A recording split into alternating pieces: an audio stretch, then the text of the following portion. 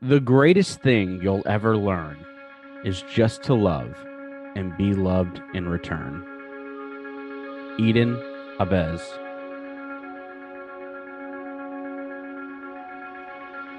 Bending, Not Breaking. Season 7, Episode 11. Kuvira's Gambit.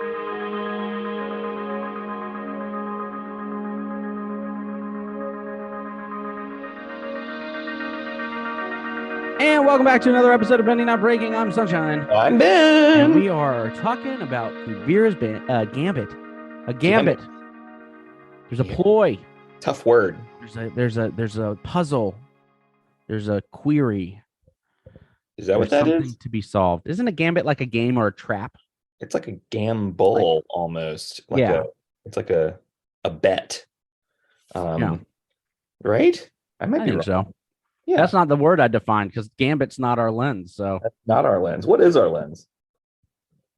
our lens is love, Ben. It's love. I love love. And we see love in this episode. And we see a lack of love. We see all kinds. A very specific moment. Yeah, every rose has its thorn, Ben. Every rose has its thorn. Yeah, I'm really interested to see where our conversation goes in terms of there are some things that I think we can label love that will make us very uncomfortable. But that doesn't mean it's not love. It just means it looks very different than what we're used to. That's gonna be odd. This is going to be probably one of our vaguest lenses, or it has the capacity to really be spread out to meet multiple definitions, because love is vague and can be spread out into multiple definitions. And what one person defines as love, I already think of the concept of tough love, right? Someone's like, tough, it's tough love. And you're like, or you can do those things and be compassionate, right? Like there's ways to and so what is love, baby? Don't hurt me, Yeah.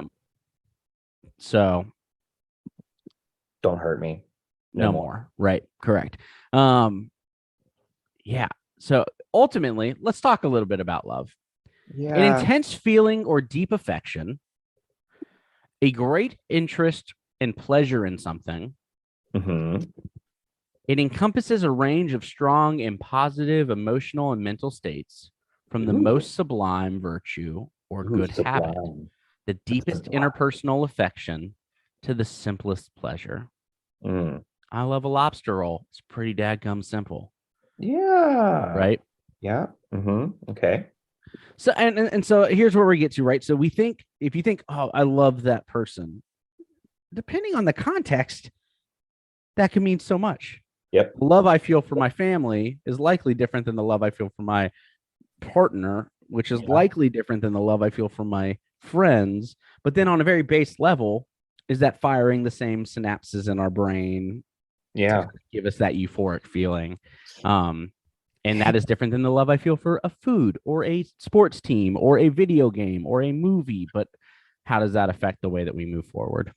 Yeah, I mean, if we go back to the Greek people, them of love, right? Sure. That is kind of the first time we get this differentiation of the same word with multiple different categories. And so we have eros, which is this romantic love. We have agape, which is this self-sacrificial love, right? And those and there are other things, this is family love, this is this, but those are the most common for sure, talked about in discourse. And there's been a lot of problems with that over the years. People have written so many books just on this concept, and it's kind of problematic. And one of the reasons it's problematic is because there's a lot of that rooted in religious context as well. And so religious context will take those things and then say, well, this is the best love, like agape love, this self-sacrificial love is the best kind of love. The other ones are meh, right? But this one's better than the others. And when we start to do that, when we start to categorize and say this type of love is better than this type of love, all of a sudden we run into some problems because the people who were making that decision were, you guessed it, old White white men? gender men. Huh. And so they were making that decision a long time. And like in the past, 50, 100 years, we've started to get a lot of conversation from feminist writers and womanist writers saying that actually, when agape love is expected from everybody, that creates problems, right? This self-sacrificial love, when expected from a minoritized population, expected from an oppressed population, it puts them in further harm rather than giving them a greater capacity to love generally. So it sounds really great when you have a lot of privilege and when you're white and when you can do all these things. And it's like, yeah, I should give of myself. But when that is the noble thing to do for everyone, it creates a lot of problems. And so that's just one thing that's worth considering when we talk about love, much less all the other cool things. And I think one of the things we're even getting more nuanced into it, what feels like love to each individual is going to differ greatly. And so there are times where that self-sacrificial love, well, I'm doing this for you. I didn't ask you to, and that crosses my boundaries, and I'm not here for it. Right. So like, and then, oh, but I did, how dare I did this for you? And you're like, oh, but you did it transactionally. So it wasn't actually self-sacrificial. Like there's a lot of nuance that comes to it. And already in my head, I start thinking about like men who typically will expect favors from nicety. I was nice to you. I did this for you. And so you owe me this. Well, now we're not talking self-sacrificial at all, right? Like now we're talking transactional. That's not the same. But correct. What we equate it to is no, that's love, right? Yeah. I spank my kids. That's love. Because I'm teaching them the future. Like that's love. And you're like, because it might not feel like love. Well, and this is where it starts to get interesting, right? Like love to me, I might experience it as love, but the person I am in relationship with might not, right? And I think that's an important distinction because when I experience something as love, and this is what loving someone is, and this is what I've been taught, this is what I've been conditioned to believe, then you're going to experience it as love. And it creates a lot of problems. So like, I think this kind of gets into really problematic areas around like when I grow up in an abusive household and I start to believe that that's love. Abuse is a form of love, then I'm going to see that and expect that in my future relationships. And if it's not there, I'm going to feel like they don't love me because that's what I've been taught to believe that's what love is. And that is a very generalist way to say that. Like, of course, that's not going to be categorically true for everyone. However, that is a trajectory that is possible and I think worthy of consideration, right? So I think there's two, because again, this has the ability to branch off into so many different side tangents. And so two of the major themes that I'm hearing in this is one, what feels like love and how we give and receive love is going to be different to the individual. So relationships are super important and communication in those relationships are super important. And two, if your love is causing harm to others, then like it might not be as beneficial as you think it is. And so those are two like big things of like, yeah, it might be when someone does this for me, I might feel it as love. But again, that's going to differ from person to person. Be in community, talk to your community, and you can help define what love looks like in that specific community. So in order to center us before we dive into conversation, I think it's worthy of bringing in two of our favorite authors, one of which is a staple. So Brene Brown. Who? Yeah. Turns out she wrote a definition of love, had some serious gumption, and decided to write a definition for love.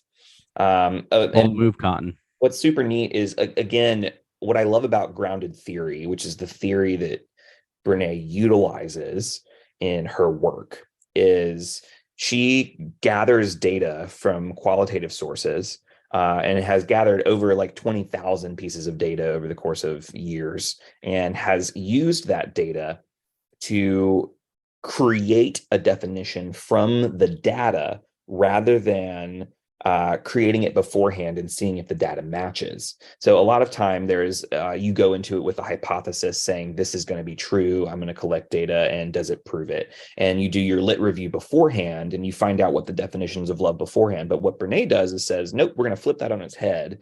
And in grounded theory, we get the information and use that to define it. And so her definition is a definition that is rooted in people's understanding of love, and it's rooted in thousands upon thousands of people's definitions of love, which I think is really neat. And we've talked about this plenty of times in terms of her definition. So I just will kind of briefly run through some of the main points because it's pretty long. But the main point for me is love is not something we give or get. It's something that we nurture and grow. So into your response, it's not a transaction, right? It's not something we give or get, right? It's something we nurture or grow within us. And it is a connection that can only be cultivated between two people when it exists between each one of them. Here's the big thing that rubs people the wrong way with Brene Brown's definition, which is we can only love others as much as we love ourselves. And so per our conversation just a second ago, what Brene has done is said that wasn't love, right? According to the definition of all of these pieces of data that was kind of cultivated and created it, like the instance where a parent spanks a child, if love is not experienced on both sides, that is not what love is, according to Brene Brown, right? Which is really interesting, right? The other person I want to bring in is Barbara Fredrickson, who is a positive psychologist, wrote the book called Love 2.0. And again, this is an instance where someone attempts to define love. And it's been fascinating to watch that happen. But Barbara Fredrickson kind of defines love as the supreme emotion that makes us come most fully alive and feel most fully human. And the way exactly how I feel when eating a lobster roll. Right? Yeah. And the way that she describes it is love is not one emotion, but rather it is the, I can't think of the C word. It's the combination, thank you, of all of the positive emotions that one can experience at a high frequency. And so once we've had those emotions at a very high frequency, we start to experience it and we start to call that love. And that to me is, I'm more partial to this definition because like it's joy, really, happiness, yes, connection, all these things that were belonging, when you feel all of these things, compassion, together, like all of those things. Yeah. That's love. Yeah. And when I really do like that. I really do like that. Yeah, it's really inclusive and it really helps me understand why it's so hard to pinpoint what love is, because it's everything that we want it to be, right? It's just experienced at a rate at which we start to be like, oh, there's so many emotions here. This is what love feels like. Which is like, I mean, when you think about those things, right? I don't feel compassion when I eat my favorite pizza, right? Like I don't feel, but like there's joy. Yeah. There's nostalgia, there's connection with the person that we're enjoying that meal with, right? Like all of those things. Yeah, I love pizza, right? You know what I mean? So like that feels very on the nose while also being very encompassing. So yeah, I think we colloquially use the word love when we are experiencing multiple positive emotions that we can't parse them out and name each individual one. Instead, we label that feeling of multiple feelings love. And I think that's really helpful in terms of processing what goes on. And I think the other piece of it is really important to consider too, of it's not something we give or get, it's something we nurture and grow. And I think when we combine those definitions and put them in relationship with one another, it will help us parse out what's going on in the episode. So let's parse out the episode. But before we do that, you got 30 seconds on the clock, my friend. You know it. You know I do. So let me pull up the timer. It's my favorite. I'm so excited. Yay. Are you ready? I'm always ready. Who's never ready for 3, Oh, it's gonna be 2, 1, go. all right. So Batar says, I love you, and Kuvira doesn't. And then now, like, nobody's volunteering to leave the city, but now it's mandatory with Julie's information. And then Mako and Prince Wu try to convince everybody to leave. Prince Wu does better because he appeals to the emotional side. And then Team Avatar, sting operation. Halfway there. Kuvira, oh, living on a prayer. Kuvira aims to kill, and then army arrives, and then the president surrenders, and then Batar Jr. is captured, and then believes in Kuvi, and then she tries to kill him anyway, and that's the end. 3, 2, 1. Well done. You glanced over some stuff towards the back end. You know, but we always do. It is what it is. Yeah. Fight. Yeah. Big blasty thing. Kill people. So one of the concepts that popped out to me immediately. Okay. All right. I'm ready. Does all of this stem from a lack of love that Kuvira feels for herself? Oh, wow. I did not go there. Huh. That is, I don't know that we have enough information for that. Like, right. Give me your reasoning. Like, what's going on in your head? Perfectionism seems to be something that is there. The need to be the most powerful, the need to be on top.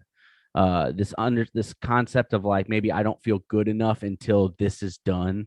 Right. Republic City is owed to me, and I'm not, we have to do it at all costs. That type of thinking, that type of processing, that type of stuff, typically I feel like is rooted in shame. And a lot of that time, shame comes from this lack of compassion for ourselves. This maybe lack of empathy for ourselves. And so that's why I asked it initially.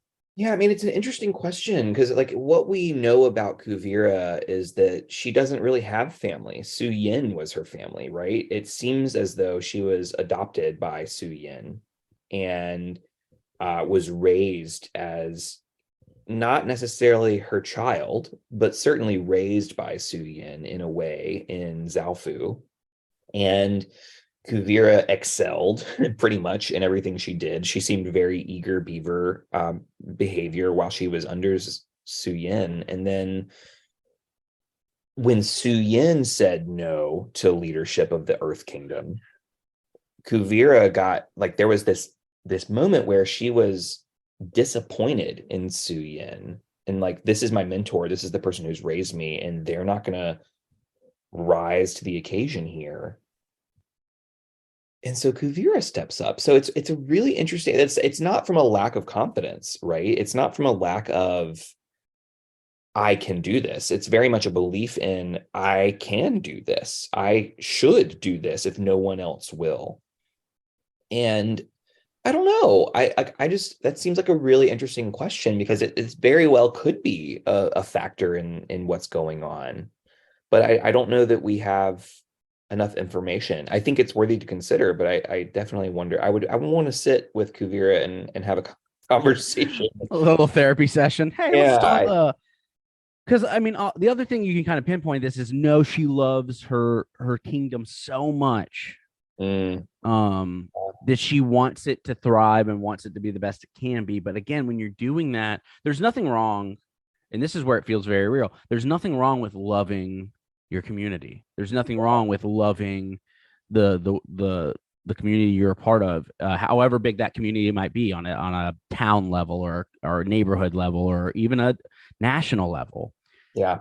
The issue comes when you start believing that your love for your community is better exactly than anyone else's love for their community, and that your community is overall better than everyone else. Like, that's where that starts to come. And so you can love the Earth Kingdom, and this is very real. Land being taken away from people, very real. Yeah. And so, like, understandable that, like, we want that land back. Murder might not be, like, is an outcome that causes harm to loads of people. In the way that Kuvira is moving forward to this. And it's also probably important. Kuvira doesn't feel like an oppressed group, right? The Earth Kingdom doesn't feel like an oppressed group in this moment. The Fire Nation coming down and doing things to it, absolutely. Like, and they're rebuilding. But in this moment, like, Kuvira has the power. Yeah, and I don't think that was always true. And I think when Kuvira started, I bet it didn't start out with Kuvira thinking like, I'm gonna like take over Republic City one day. I don't think that was what she was thinking 4 years ago when this all started. Like it just doesn't seem like that was the trajectory. I don't think anyone starts at inception thinking that that's where this is going to go. We might not have believed that this is where she was going to go at the beginning of this season. Yeah. And so it's one of those things where I think one of the players in this game is how love of a leader plays a role. And so Kuvira gathered and garnered a lot of support over these 3 years that she started, bringing things back into place and making things better. And I say that in quotes you all can't see. But like she started to gain supporters, and these supporters started to create a bias within Kuvira because she's surrounded by those supporters all the time. They are serving her, right? They are her soldiers are agreeing to serve her because they believe in her cause. And when they continue to demonstrate that loyalty and love, and when Batar Jr. continues to regale Kuvira with like, you're the best thing in the world since sliced bread, you start to believe it. And when you start to believe that and you think that, oh, well, everybody else must be wrong because these are the people I care about and they think I'm hot stuff. And so there's this bias that comes into play that leads us to believe that our way is the only way. And I think it's often misnomered and called love when perhaps it isn't, right? Yeah, especially if you're thinking about the definition of from Fredrickson, right? So like Yeah. what because one of the things that popped into my head as you were speaking is the idea that just because you love someone doesn't mean you don't challenge them or tell them that you disagree with them or tell them that like, and so that really is and it's something that happens, right? Oh, I love them, so I'm not gonna hold them accountable. And you're kind of like, well, and then we start to now I'm already like, because man, it's so easy to go down rabbit holes in this conversation. Yeah. Because the concept of, I think of a crucial accountability conversation of holding someone accountable is very difficult and very uncomfortable. Oh yeah, me too. 100%. And also feels like love to me. Well, here's another thing that I think matters in that, right?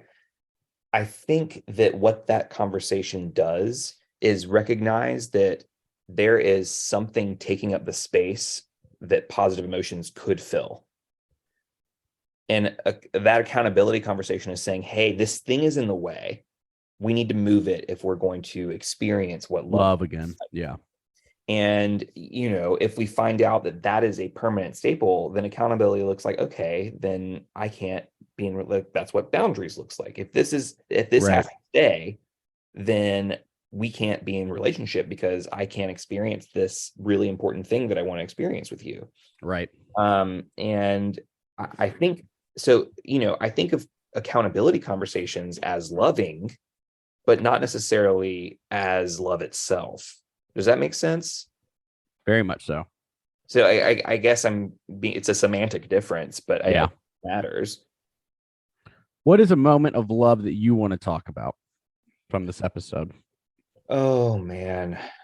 I mean, should we go to the main one? Can we talk about the main one? If it's, I mean, you're talking about the ending? Because I was going to let that simmer a little bit, but yeah, we can jump there. Oh, let's just let it simmer then. Oh yeah, we'll let it simmer a little bit. That's the juicy thing. We'll wait a little bit for that conversation. All right, can we talk about Wu and Mako then? Yeah, let's talk about Wu and Mako. There's this moment where I love Mako in this moment, and it's not because what he does works, but because it's very much what I would do. I'm saying things logically. I'm giving very clear instructions. This is very specific to each individual. What do you mean? Yeah, exactly. Like, I get it. I hear you, bud. And then Wu says nonsense, right? But what he's doing is he's appealing to people's emotions rather than appealing to this is what you do right now. And when you reveal a mass thing that's going to change everyone's life, right? Like evacuating a city that is like maybe not as big as New York, but huge, like the New York of this world. And That's a lot. that's a lot. There's a lot of people here. There's a lot going on. And the when you say you have to evacuate and then you just start giving directions, you fail to recognize that people are in shock. People are terrified of what might happen to their home, to their pets, to how do I get like they started freaking out, right? And rather than giving them directions in that moment, Wu's like, hold on, let me tell you about how I feel in this moment. And I think that's a really loving act, is to tend to people's emotions. And I think some people were like, why did Mako stop? I was writing that down. I need every single bit of information he was giving me. And those people probably wanted that specific direction. Those were the people that called. Those are Right? like those are the people calling in and um asking more questions. Is this real? The concept meeting people where they are is a loving act, I think. I agree. And That's a great, so yeah. sometimes, how many times have you been in a conversation with someone where they've been talking and we say, are we problem solving or are we feeling like right now? Well, and let's pause there because that has become kind of a joke in certain cultures nowadays. 100%. Right? It's been like, oh, is this the curve? Is this a, like people people are asking the question in kind of a jokey way, but it's also that also means that it's become so common that it's become a meme, right? In a sense, which means people know about it now. And some people are making fun of it, but also that's only because it's a really good tool to use. And it all depends on how genuine you are when you say it. People know when you're being Yes. genuine, right? If you are Yeah. saying with a little bit of sarcasm, like, are we feeling or are we actually focused on what we need to do, right? Like people Yep. know the difference. And so I've found like that is for me a very real question of like, hey, I'm here for you. I want to know how to show up for you. Do you want my advice or do you just want me to listen? And I just want you to listen. Great. Let's do it. Right. I think that is a loving act. Yes. Um, bombarding with advice that people aren't asking for in the moment and not meeting them where they are does not feel loving Yeah. to both parties involved. If we're going off of your initial Brene Brown definition, right? Like that doesn't feel loving to both people. Um, and so that's what Prince Wu is doing here and doing Yeah. it well, Yeah. like Yeah. doing it really well. Prince Wu's growing. But also, I think what's important here, and I think my point is that meeting people where they are is important. And I think the show is making a statement saying that what Prince Wu said is better than what Mako said. And I would like to argue that that's not necessarily true. It is just different. And I think different people receive love in different ways and feel love in different ways. And I think that it matters that we attend to the emotions because that's what's often overlooked. And I think why the show is making that argument. And I think that for some people, Mako's work would have been way more appreciated. And so I totally see both sides. And I think I wanted to lift up that both of them can feel like love to different people. And I especially want to consider when we bring in things like neurodivergence and ability and disability into play, a lot of times specificity is crucial to communication. And people are like, why are you talking about fear right now? I need to know what to do. Right. And so I think that it's important to recognize that both of those things are and can be an act of love. What it requires is context. Right. And so loving people requires context. Well, and again, I can't highlight enough. You gotta understand who you're communicating with and in community with, right? You can't. Yes. Hey, I need you to bake a cake for this party that we're throwing tonight. Some people are like, cool, done. Don't tell me anymore. Do I have free reign over what that cake is and how to bake it? Because like I'm good. And some people need the step by step instructions of if you want this done and want it done a specific way, like I'm gonna stress if you don't give me that. Yeah. And so like And so you just got to know who the people you are, that your audience is. This is really interesting because like this brings up Julie and Varric, right? 100%. Like do the thing is No. no specificity, right? Well, and we're gonna get like to the fact that she says no in a second, but like do the thing has zero specificity, but what it requires is this internal like understanding of what the next step is, right? Yeah. This mind reading almost of what the next step is. But for other people and for other relationships, you tell me to do the thing, I would be like, what thing? Like, tell me exactly what you mean. Give me the details. I want to be successful, and if you don't give me those details, I'm going to fail. And because the way that I show love is by doing this the way that you want it, right? Exactly. And so, yeah. And now we're at a point where Julie says, like, no, this does not feel like love. Exactly. We do not feel like equals, and I want to feel like equals. Yeah. Well, and I love that for her. Right. And I think what we see here is Julie standing up to Varric is a very important moment in this relationship, because previously I've wondered how and why she would stick with him for so long, having not broken yet. And this to me is like, finally, this is where she is. And I want to be very careful around putting judgment on having not done it sooner, because you got to feel safe to do that. One, safety. Two, like, I'm not Julie, and I also don't want to kink shame. Maybe Julie liked it, right?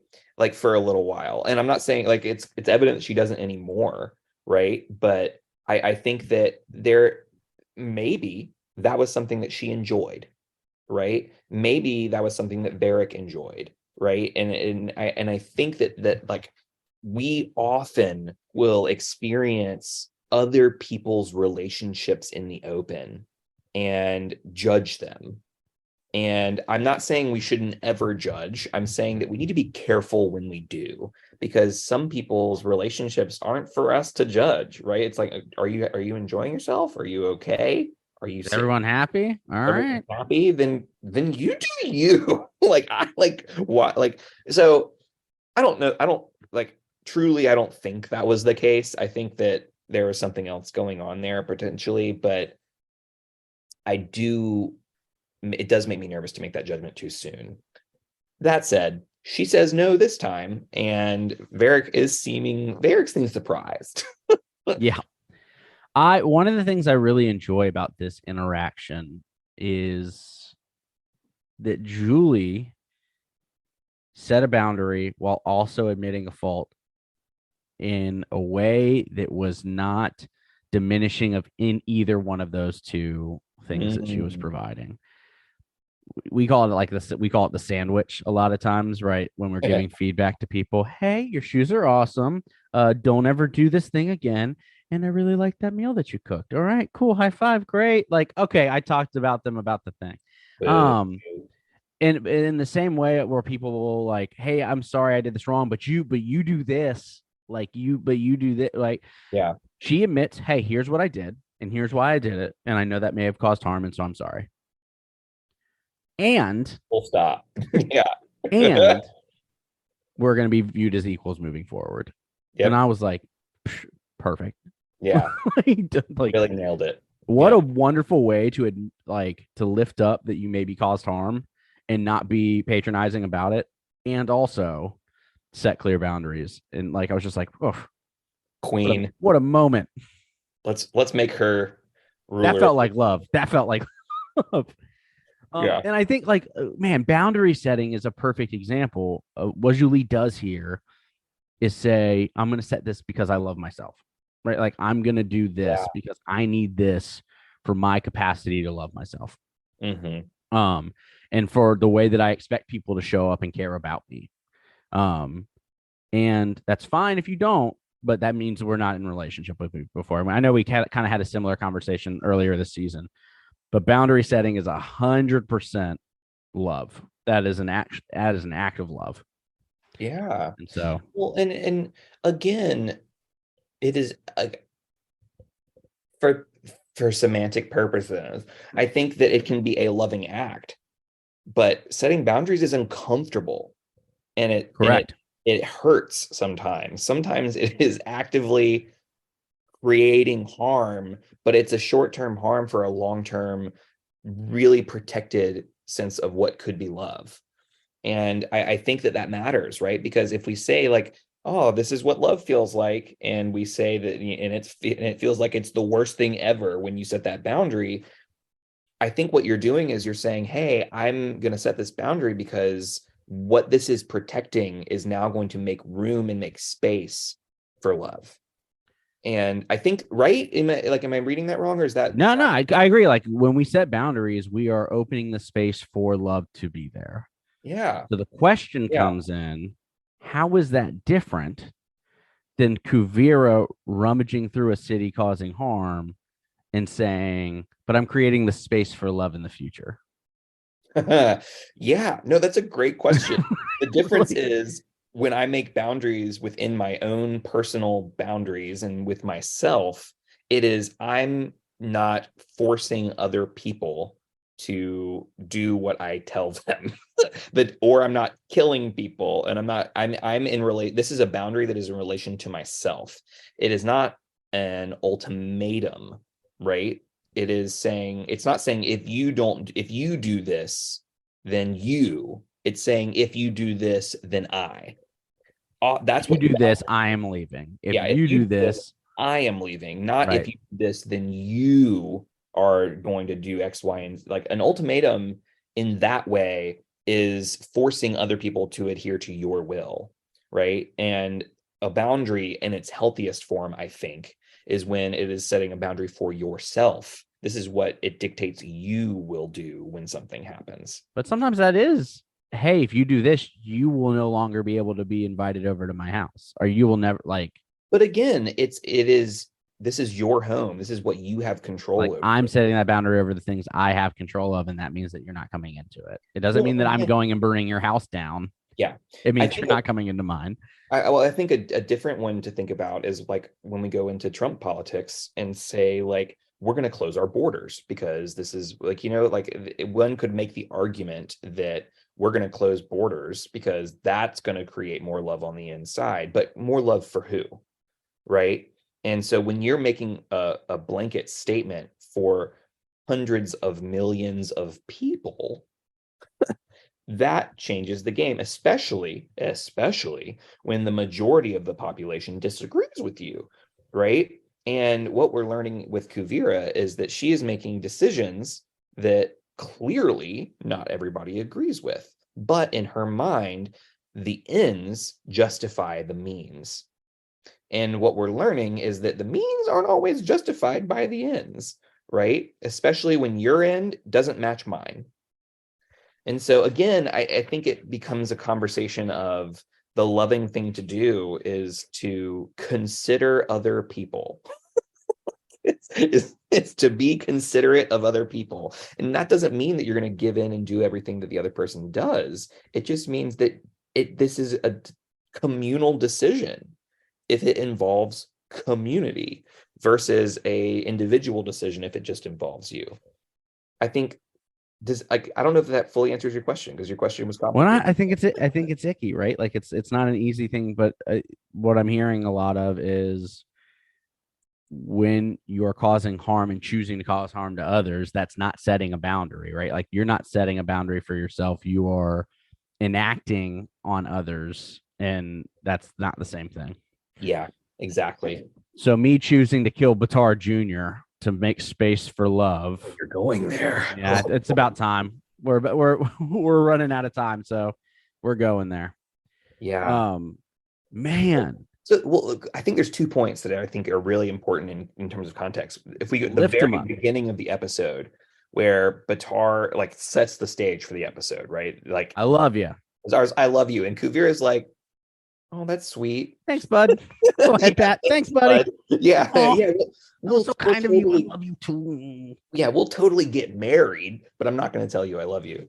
And then she does, right? So Batar and her on the radio, I love you. Points the location, ends the call by saying I love you, and then shoots to kill him. It's like, I'm gonna argue that they both did not feel love in that situation. So here's the deal. I don't know that I agree. I think You that think he felt love when she was firing a ray gun at him? post ray gun. I thought you meant like pre. Okay. Yeah, probably feels betrayed. But here's the sticky question for me is, does Kuvira love Batar? And I will argue that I think she does.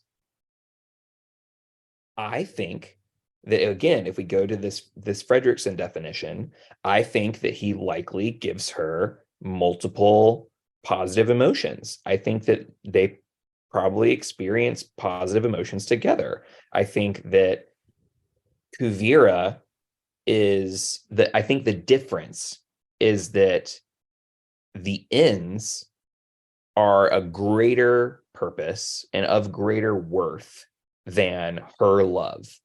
And so this is where it starts to get interesting based off of your first question. Does Kuvira love herself? The question is, does she love love? Is love something that she's going for? And I don't think the answer is yes. I think she's going for this, going back to like perfection and idealist and complete power. And I think that is worth more to her than any love she has experienced in the past. And I think part of that might be to the fact that she didn't have parents that loved her. She didn't have a loving relationship, right? Su Yin, who didn't seek to do what is right, didn't do what Kuvira thought was best for the country, and so like felt betrayed there. So I think history has been burned by love in the past and is probably unwilling to let that be the sole factor in her decision. And so my argument is that she does love him. It's just not the kind of love that is worth something to her. And I think that might make people uncomfortable as a conclusion. Yeah, I think if we're going by what feels like, if love feels different to every person, it does not feel like love to me. So does she feel like it's love? Sure. Do I feel like it's love? No. No, I do not. But I think it's important if we consider that she might think like it does. 100%. Well, and again, I don't, I am against spanking children. As someone who has worked with kids for 15 years, guess what? I've never once had to spank a child. But I've learned tools to not have to resort to that. And people who are saying like, well, you don't have kids yet. And you're like, yeah, well, true. And I think people think that is love to them. Yeah. That is love. Whether that is love to their child, well, is a different story. But a lot of parents will sit there and argue, you don't know it yet, but this is love. Yeah. Well, and I think what spanking is in and of itself, and what, discipline, if we expand that, discipline is a form of communication. The reason people spank, the reason people discipline is to attempt to communicate something. And this is usually in response to a failed communication attempt.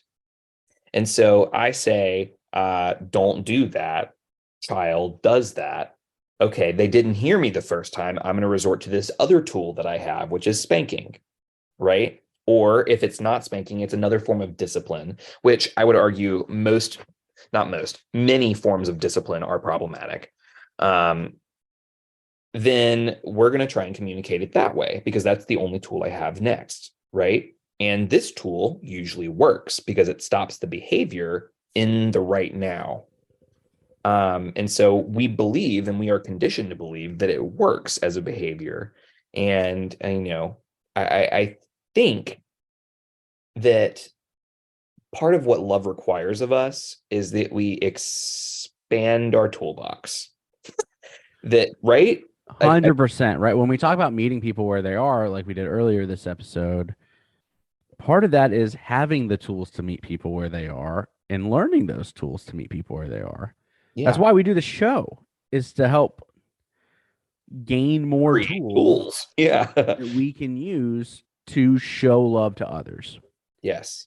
And so that by investing in those things and taking time to learn new tools is an act of love. It is something that is opening up space for more love in the future. Well, and this reminds me of Raiko, right? Raiko, whose toolbox is very small as a leader, right? Yep. He's like, hit people hard. Itty bitty toolbox. Right. That's the only thing that he knows how to do. Right. And when it comes to this, like Tenzin is like, I don't like you all sacrificing yourselves. There might be a better way. Rako's like, nah, you go. That's a great idea. You go sacrifice yourself. And I think that's Raiko's toolbox. Raiko sees, self-sacrificial love as a form of an expectation of people, because that's the right thing to do. I think Raiko sees, battle and weaponry as this, we have to fight back, fight fire with fire, because that's the tool that he has. And so again, part of our expectation of leadership is that they have a very expansive toolbox. And the problem is when we have a limited toolbox and we see someone with the same toolbox, we're like, oh, well, they're going to be fine. They have the same toolbox I have, right? They are, again, it's this bias that we have because what we see is we're more likely to love what we know versus what we don't know. And that's terrifying. 100%. Right? And it's really scary. Like oh gosh. And so one of the things we don't need to talk about too much, because I feel like we've talked a lot about trauma and pain and traumatic stress. Yeah. But just to think about how tough love is going to feel to Batar Jr., after an event like this. Like that is going to be tough for him to start creating those same strong relational feelings. So I think with anyone in the future, we don't know his resilience. We don't know how good he is at those things, but I can imagine that if that was me, that would be tough. Well, and I think Batar Jr. is a really good place to go here because what we skipped over was his conversation with Su Yin, and the mother-son dynamic is really interesting here because I really appreciated Su Yin's apology of I don't know what I did to burn you, and I want to make it better. Come home. Now, I don't think that's perfect. I think there's a lot missing from that, and I never thought that was going to work because it wouldn't work when the damage has been done. But I appreciate the attempt, right? And I appreciate the spirit of that apology, I should say. And the thing is, I think in order for love to exist, this goes back to another portion of Brene Brown's definition that we didn't talk about, which of course it does. Right. Well, it goes that, when things go wrong, that's fine. Like shame, blame, disrespect, betrayal, and withholding of affection damage the roots from which love grows. Love can only survive these injuries if they are acknowledged, healed, and rare. And what we probably learned from Batar and Suyin's relationship is that some of those things probably happened. They were probably unacknowledged, and they probably weren't rare. And that led to this feeling where he had to leave with Kuvira. And I think that's the other thing that we didn't really talk about, which we don't really have time to dive into generally, but we've talked about on previous episodes. But when we create harm, if there is no repair and apology, and then we're done. Like the love, that the container that is holding the love has shattered. Breaks, yeah. And it breaks without repair, then it's going to feel like it's constantly leaking and it's going to be a drain on us, or it's going to shatter and it's not going to be something that can hold it at all. I mean, you think about a home or a room and you start to get a small leak in the roof. If you don't mend it, it is going to get worse and worse and worse, and then you're going to get mold, and then you're going you have to mend it. Yeah. And so But man, I think this is a moment, one of the pinnacle moments of just the entire series is this like I think about this as like every time we get to this portion of the series when I watch it, I'm like, oh, this is coming. Yeah. That is brutal. Well, and Kuvira, has been going downhill for a few episodes. And Sure. like Yeah. it's one of those things where like episode one, we're like, maybe Kuvira. And then, slowly we're like, uh-oh. And now she's just outright killing people left and right. Just non-discriminately. Murder. Just absolute like it does. Oh, there's a flying bison dead. Yeah. Like kill it, kill the avatar, kill like next. So this is like there's something that changed, I think, in Kuvira. Within me, something is not the same. I'm through with playing by the rules of someone else's game. Oh my God, it fits so well. Spirit ray gun. Yeah, spirit ray gun. There it is. But yeah, okay. So we've talked about a lot. I like, can we? What are some recaps? What are some things what are the big points we've made so Man, far? love is messy. Yeah, that's what I learned. Probably one of the first ones. Love is messy. It has to feel like love to both people. We lifted that up at the beginning, and I think in order for it to that be continues. a connection point, it needs to be experienced by both parties. That sometimes difficult conversations and things have to happen to open up space for loves, and that can be a loving action. Yeah. So and to be clear, sometimes loving actions are uncomfortable and don't feel like love. Hard, don't feel like love, when in actuality they're creating much greater capacity for it. But even when they're uncomfortable, compassion feels like love. Yeah. And uncomfortable conversations can be had compassionately, and empathy feels like love. Yeah. And those tough conversations can feel empathetic. And so, like, even when things are happening that don't feel easy, they can still be felt compassionately and empathetically and kind. Yes. And those things do feel like love. But it's counterintuitive, and that I think is a major point for people of like, that's not, I want to love this person. And it's like, yes, by doing this, you are. Right. And I think that counterintuitive is just enough to make people who have a small toolbox not want to experiment with something that feels hard. So yeah, it's scary. And I think also one of the things we're walking away with is that just because it doesn't look like love to us doesn't mean that it's not. Right. I think that's something I'm kind of taking with me based off of, Varric and Julie, based off even Kuvira, based off so I think it can be love, and it just doesn't carry the same weight for other people that it does for me, or it looks different. And that's okay as long as it's not affecting and forcing other people to abide by the same rule. Right. Yeah. And then I think one of the other things for me is as we view love as something you nurture and grow, that is something that takes practice. That's a skill set.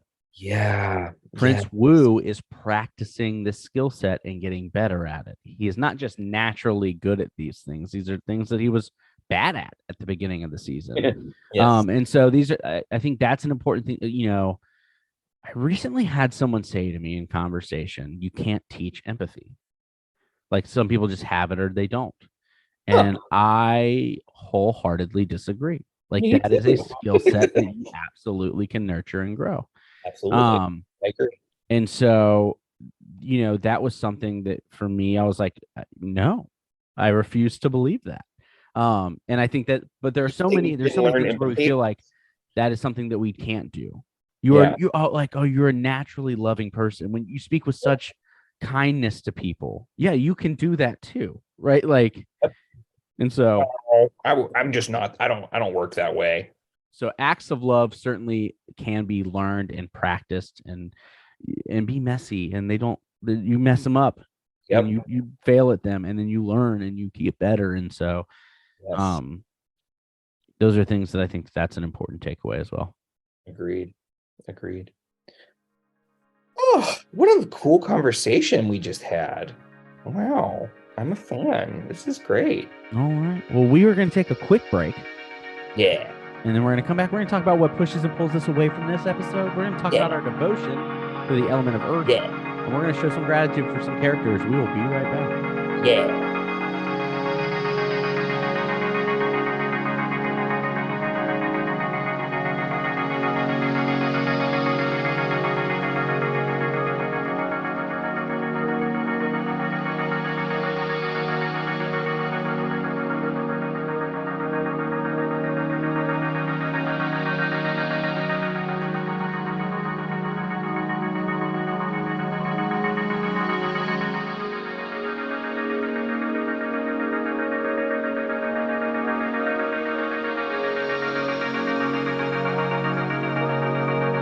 All right, we are coming back from our little break. We are talking Twee-in-law, what pushes and pulls us in and away from this episode. Ben, what do you love? What didn't you love? Let's talk about it. Yes. The whole episode falls in both categories. I hate it and I love it. Gosh. Oh, this is just it's a weird episode too, because it's like full of like, there are so many transitions and shifts and like, okay, it's 2 weeks away. Okay, it's 1 week away. It's like, oh God, they're here. It's like, it's just there's a cutting between a lot of different things happening. Well, yeah, this episode happens over the course of a week, right? And so it's a lot going on. And I think one of the things I appreciate about this is I really appreciate the Team Avatar showing up together saying, hey, I think we need to do something before it hits the city. And not because I want them to go like these teenagers to sacrifice themselves, because rather I think that often the systemic response will not suffice as a response. It requires action from individuals also outside of the system. And I think that the four of them going to try and do something about it outside of the system response is necessary. And they are not successful, but I think that it's that intention that really matters in this case, because it also leads to them gaining a lot more information about the fact that they're showing up a week early. And I often think the system is not good enough, and we need to figure out how to do better than the system at its default.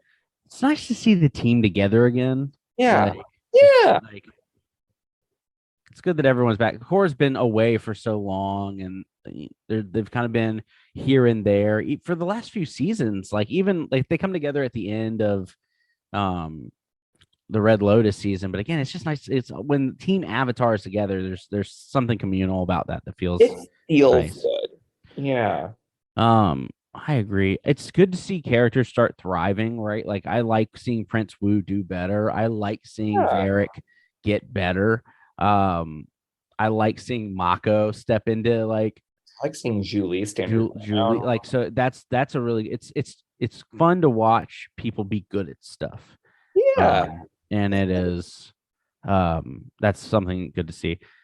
Something pushes me away, just the sheer brutality and the quickness and non-discriminatory nature of Kuvira at this point, who is willing to literally just slaughter, dehumanizing everybody in sight, right? Just it's a massacre in a way, right? It could have been much worse. Like she could have targeted the army in front of her, but instead she targeted these ships which had people on them. And we see people escaping from the ships, but there can't have been no casualties, right? Right. But it's almost without thought. It's almost just like, oh, you're making me mad. Done. Like it was in. Oh well, I'm not here to argue, right? I'm here to show you, and then boom, like it was a rhetorical move, not a response, not a like measured response. It was a rhetorical move of I need to convince you, so I'm going to murder these people. And I think that is like Kuvira's lost any sort of capacity to be in charge at that point. Like it, and it, as soon as she started doing that, that was the end, right? It happened before that, but like this is another line that was Yeah, like there are 100%. multiple lines, and this was a big one. Yeah, so I mean, I totally agree. I think that like, especially for an Avatar show, this is big, right? It just is way worse than Amon ever was, right? Yeah. Amon was just taking people's bending. Like Kuvira Which is is like, that's a lot. Like you're taking someone's identity and it's huge. they're still living. Yeah, they are alive, right? Versus this, which is like woof. Just So dead. yeah, Kuvira much worse, in my humble opinion. Yeah. Do you have anything else that pushes you away, or should we jump to devotion? I mean, that was a pretty big one. Yep, that's yep. Giant mech suit with a with a spirit ray gun, certainly. Yeah. Devotion, element of earth. Earth, indeed. What you got? What do you want? What is your intention this week? Yeah. So I think that when I think about Earth and when I think about love, I can't help but go back to the Brene Brown definition of, love is something you nurture and grow. And that to me feels very much like a plant. It feels like something that is, there are nutrients in the earth that allow for something to grow, or that space is something where things don't grow well. It is not fertile ground. And so the question is, how do we create fertile ground for which love to grow?